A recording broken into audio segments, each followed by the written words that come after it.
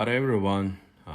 In previous videos, we have discussed the partition of Jing state into three states, the rivalry between Wu and Yue states, and the story of Wuqi. In fact, after the partition of Jing state, China officially entered the warring states period. Unlike the spring and autumn period, where conflicts among the states resembled competitive sports, with an emphasis on diplomacy, etiquette, and the rules of engagement. The warring states period was far more brutal. The main objectives of warfare shifted to showcasing military strength, intimidating opponents, and varying for supremacy among powerful states.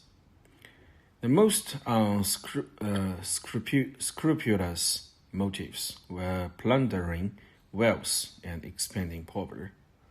At the beginning of the spring and autumn period, there were reportedly over 100 states, but by the end, only about 20 remained.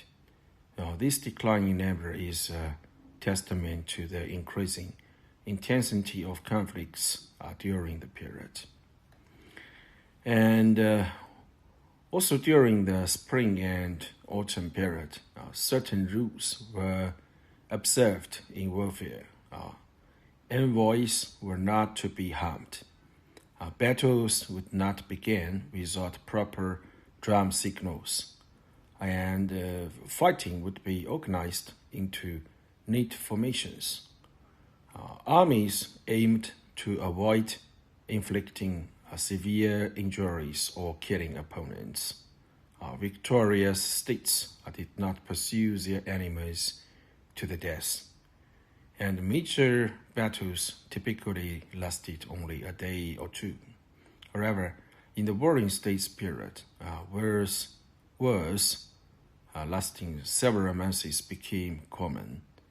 Killing tens of thousands of people became a regular occurrence.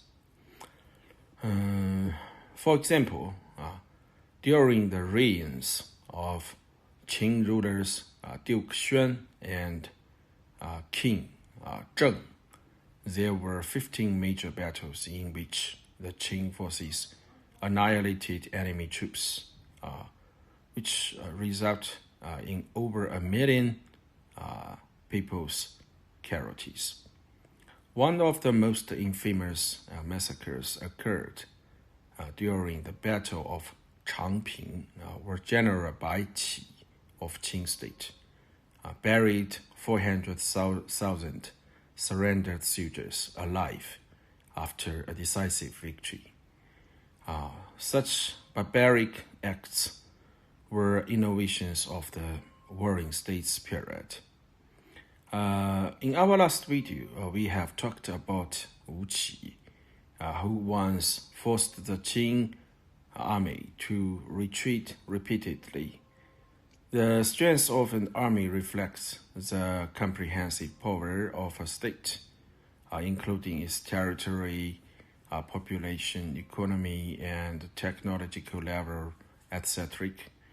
How these resources are developed and managed depends on the system, policies, and administrative capabilities. After suffering repeated defeats by Wei state, Qing state began to reflect on how to regain its strength. Now, let's talk about Shang Yang. Shang Yang, he was a contemporary of many ministers and Zhuangzi, but slightly older. Shang Yang, originally named Wei Yang, was born to concubine of the Duke of Wei. His family name was Ji, and he was known as Wei Yang or Gongsun Yang. While in the state of Wei, later he was in favor of Shang in the state of Qing and became known as Shangjun or Shang Yang. For convenience, we will refer to him as Shang Yang.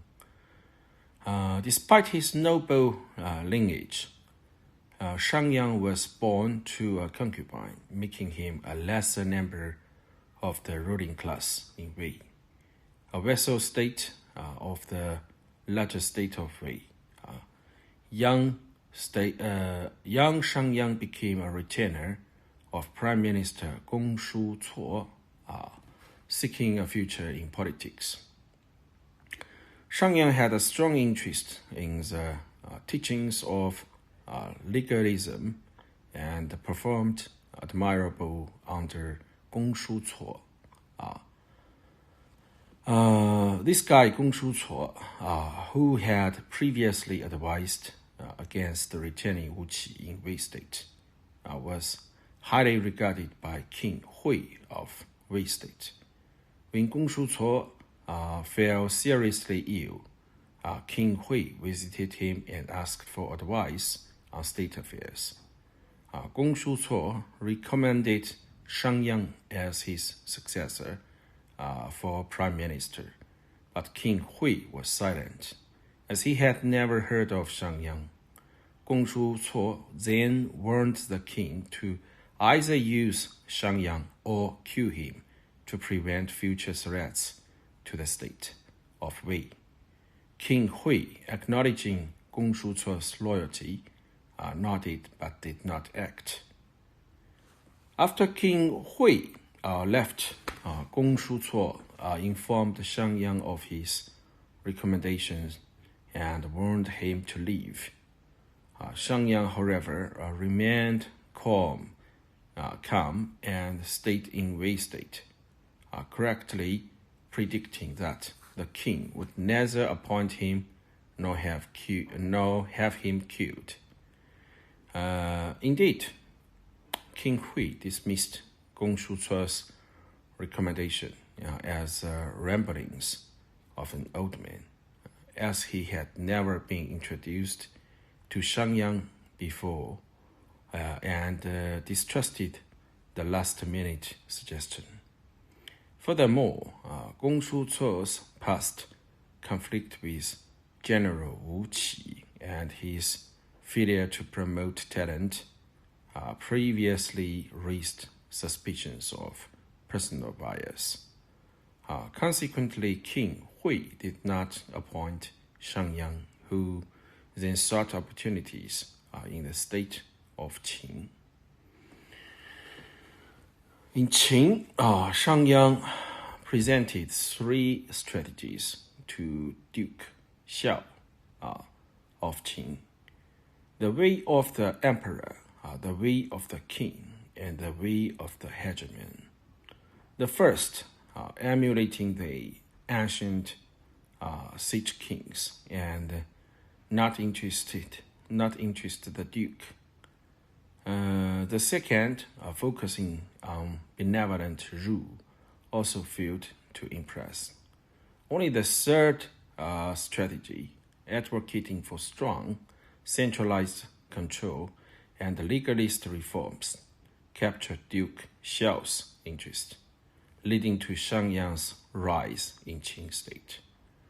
In future videos, we will explore Shang Yang's reforms in Qing, how he transformed the state into a powerful centralized entity, and his eventually downfall. Okay, thanks for your watching. If you enjoy this video, please like and subscribe. And also thanks for your remark and share. Thanks for watching. Bye bye. See you in next video.